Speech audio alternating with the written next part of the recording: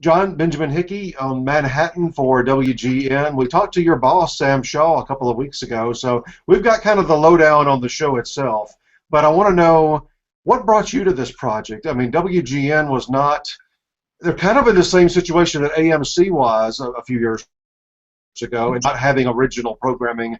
So was that scary for you to take that role on for an unknown quantity like that? You know, it's a great question, Chris, and I have to say, in a word, you know, especially when you phrase it along with you know, AMC did the same thing, because things worked out pretty well for AMC. You know, the television is a lot like the Wild West these days, and if you see a piece of land, a territory where there looks like the land is fertile, you know, to extend that metaphor, you go for it. And as an actor, you know, I go where I try my best, if I'm fortunate enough to go where the great work is.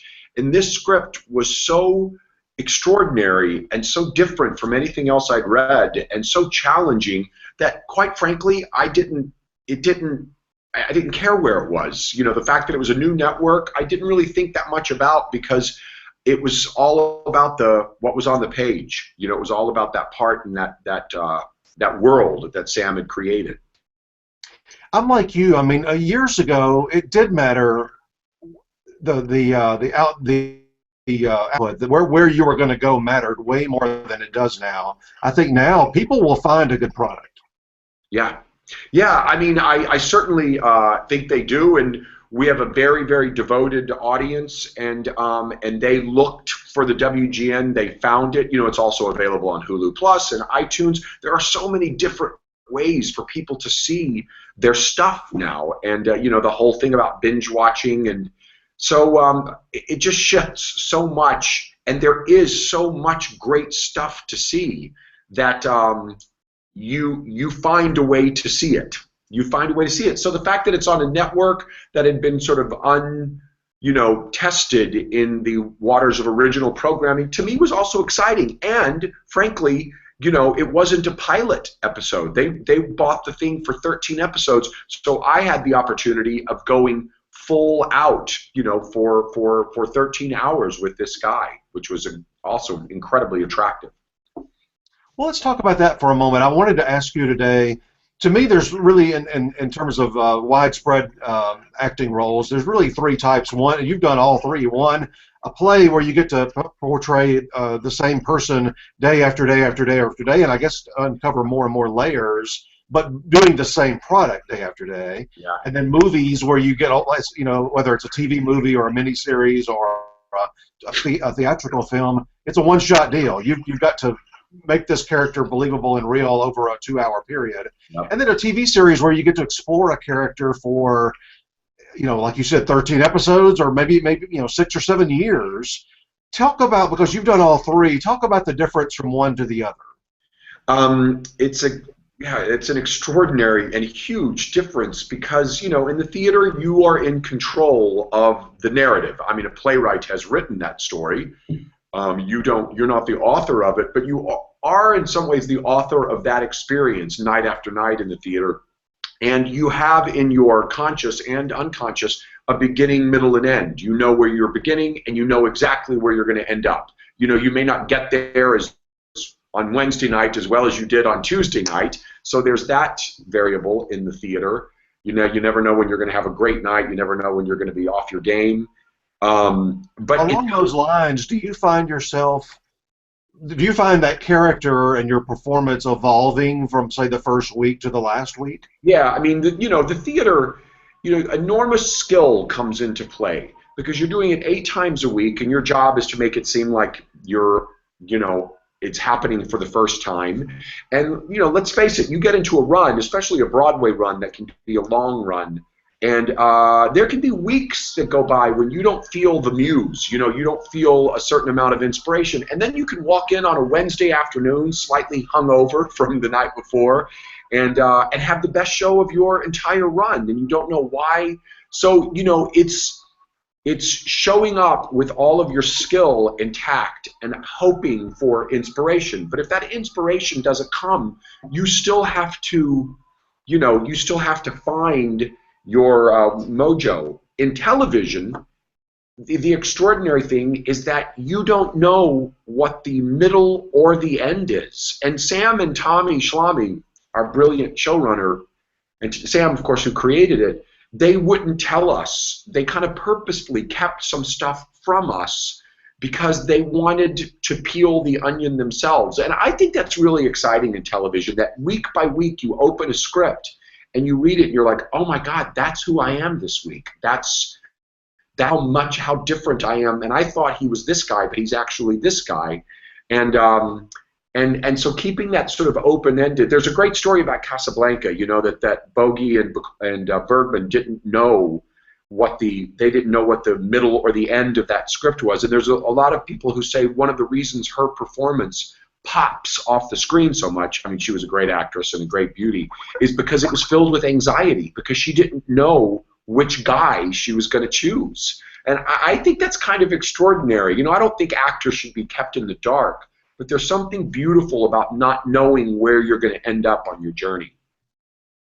And then theatrical role, you know, not theatrical Broadway, but film role is kind of, I guess, in between, because you've got to get everything you want to do done for that 2-hour movie. Yeah, you know, I mean, it's true for television and film, but in television, especially if you're lucky enough to be on something that keeps going, that runs more than a season or two, and a movie is all about like keeping yourself from driving yourself crazy from second guessing. Because in the theater, if you don't have a great night on Tuesday night, you get to do it twice on Wednesday to kind of like, you know, correct your mistakes, as it were. In film, you know, you shoot a few pages a day, and when you're on your way home that night, you're like, well, I certainly hope they got it, and I hope I was able to tell the story I wanted to tell with my character, because I don't get to go back and do that again.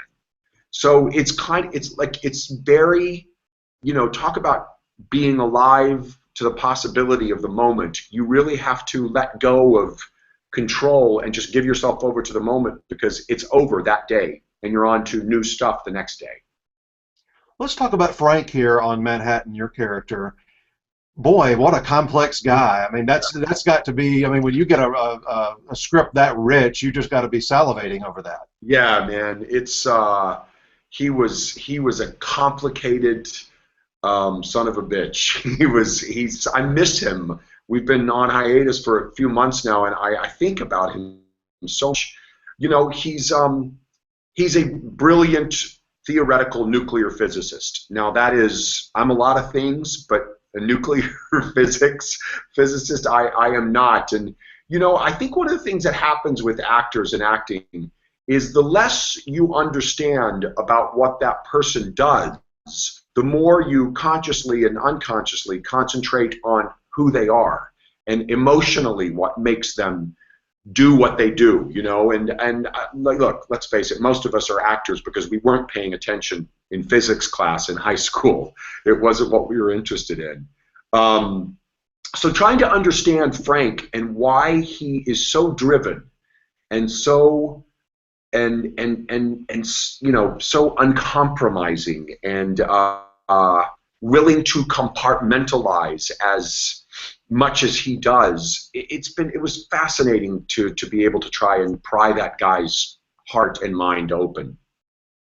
One of my favorite things about the show, well, I want to talk about a couple of things, but one is your relationship with your, I guess, former mentor. Now you're becoming more of the teacher yourself, and that is with Daniel Stern's character.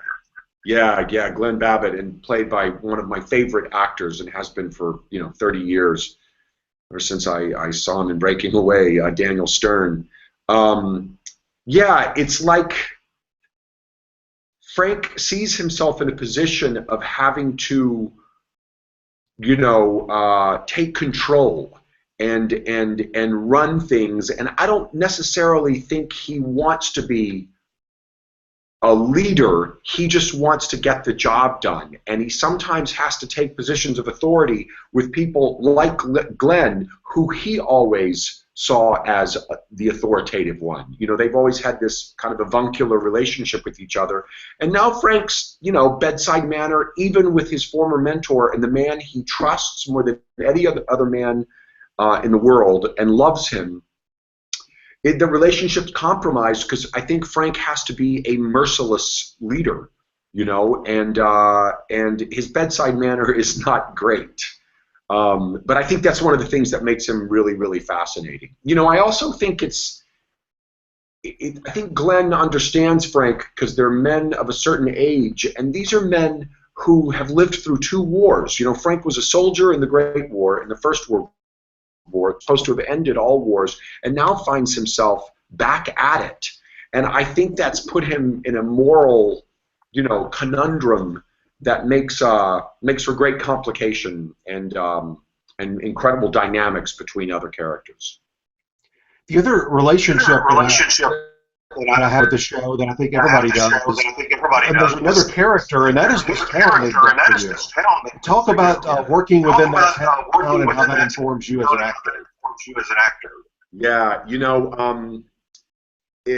for people who don't know, one of the extraordinary things about the verisimilitude of this show and getting to work on it is University of Santa Fe Art and Design gave our production 10 acres of these outbuildings that had been built in the 1950s as I think it was maybe a burn hospital or something extraordinary, and they'd just been sitting empty for many, many years, and they were easily able to convert them into the labs of Los Alamos.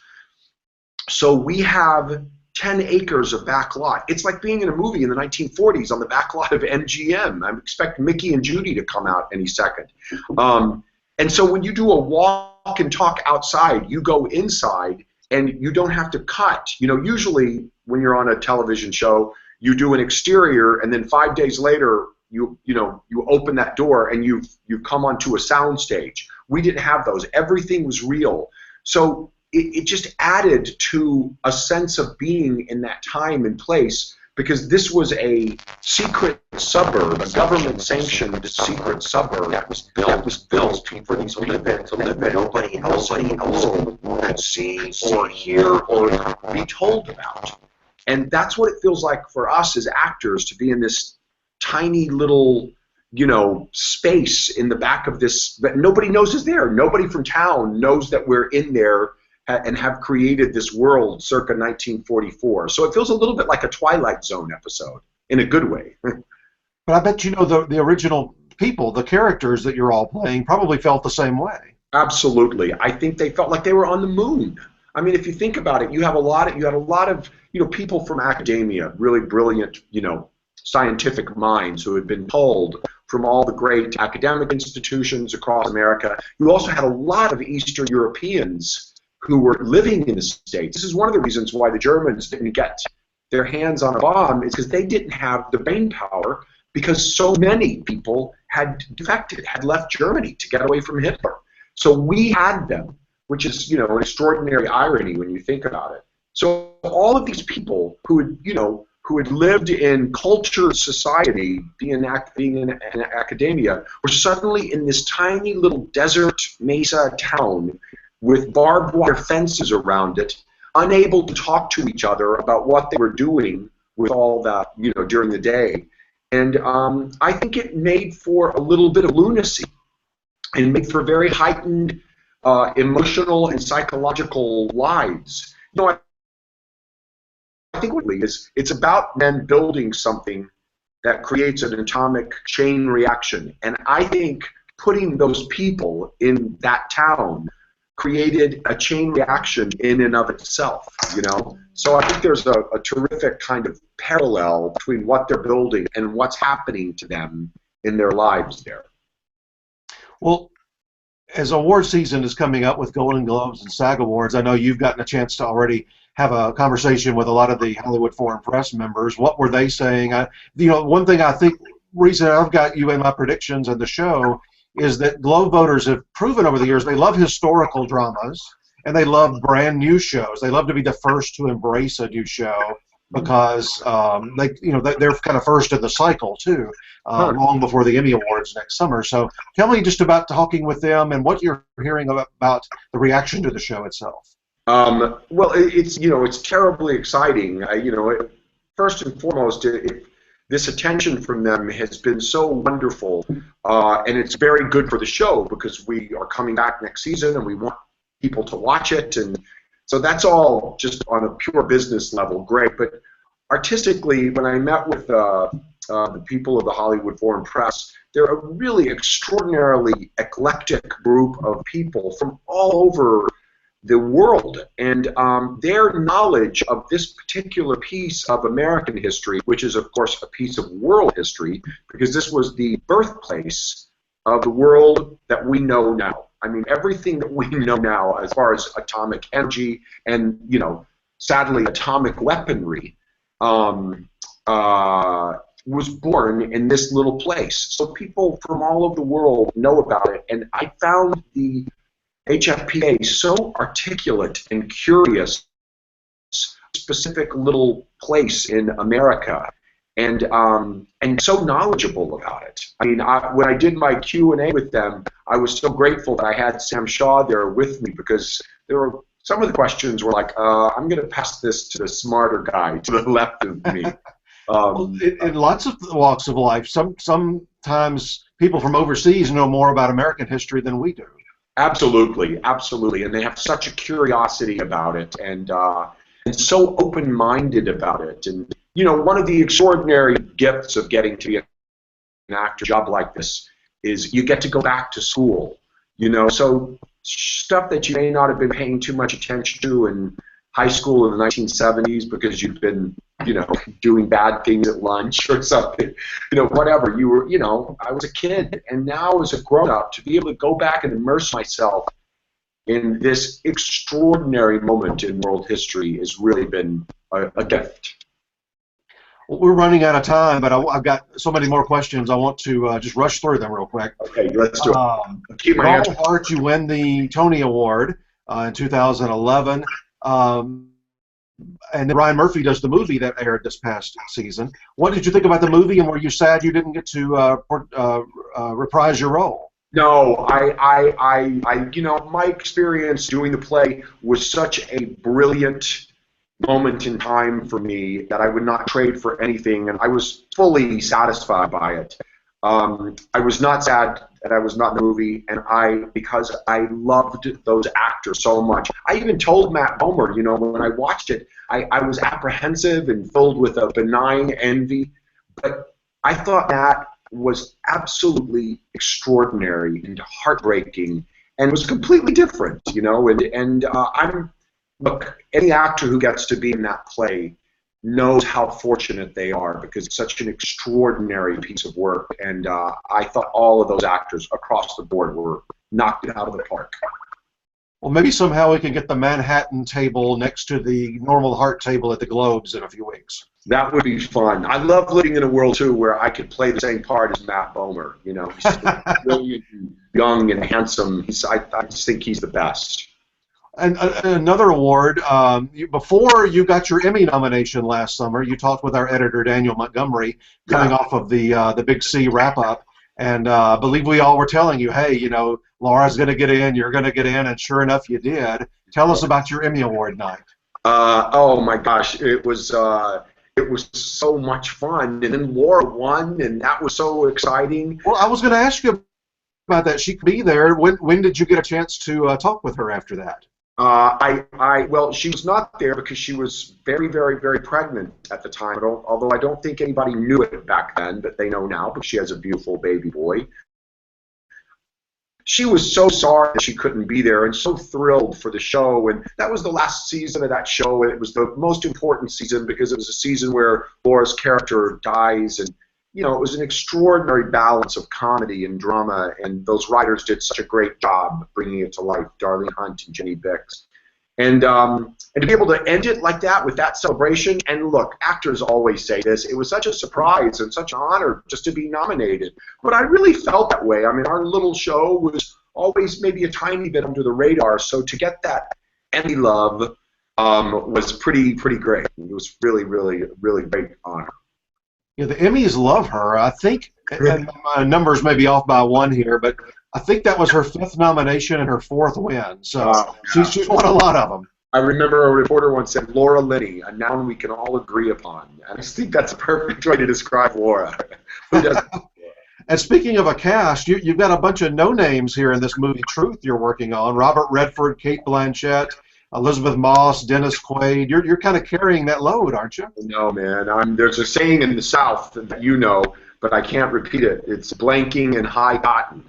And that's exactly what I was doing in Sydney, Australia. Talk about an honor getting to play Kate Blanchett's husband. You know, I'm just a huge fan. And most of the time I spent just trying my best not to be starstruck by her. But she's such an incredible pro and brilliant actress. And Redford was coming in the day after I left. So, of course, my joke with the crew was the only man who could possibly come in and replace me in your affections would be none other than Robert Redford. I'm so sorry I didn't get to meet him because he's one of my favorite actors of all time and such a hero to me. And this is an extraordinary part for him. He's playing Dan Rather in this extraordinary story about CBS Evening News and Rather's retirement and the story they ran. And when you read the script, there are these marvelous echoes of all the President's Men, because Redford is, in a way, a journalistic icon, as well as Dan Rather is, because of our association with him in our film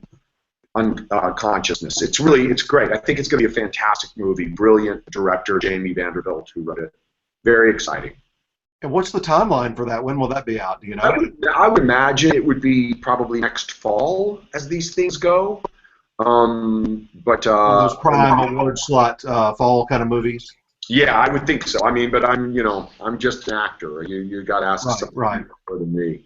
It sounds to me, based on the timing that I was reading, that's probably about right. They'll have it edited in plenty of time for that. Yeah, I would think so. But it's a brilliant script, and Lizzie Moss. I'm just the biggest fan of hers, and Quaid and Trace. It's a really great group of people. And let's break a little news here.